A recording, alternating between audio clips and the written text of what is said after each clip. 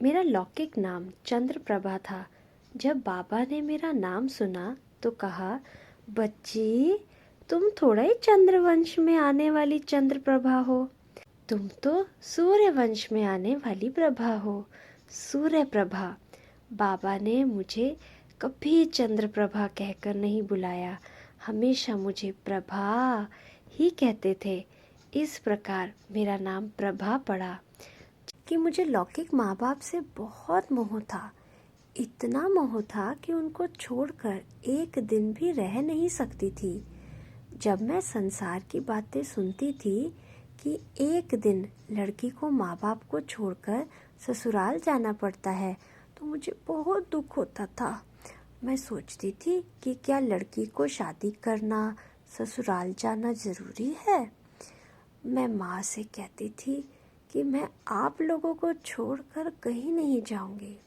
संसार का ये क्या नियम है जो लड़कियां माँ बाप को छोड़ दूसरों को माँ बाप बनाए और लड़के अपने माँ बाप के पास रहे।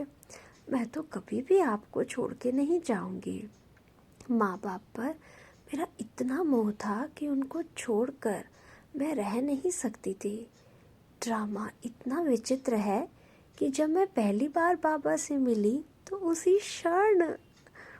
क्षण से मेरा लौकिक माँ बाप से मोह नष्ट हो गया। बाबा ने अपनी दृष्टि से इतना स्नेह और शक्ति दी कि मेरा सब कुछ बाबा ही हो गया।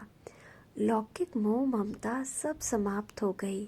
बाबा से मिलने से पहले मैं बहनों से कहती थी कि मैं ईश्वरीय सेवा करूंगी, लेकिन सेंटर पर रहकर नहीं, अपने माँ बाप के साथ घर में रहकर।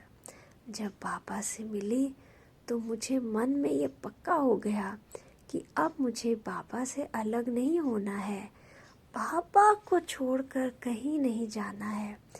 तुरंत मैंने बाबा से कहा कि बाबा, मैं वापस घर नहीं जाऊंगी, मैं यहीं आपके पास रहूंगी।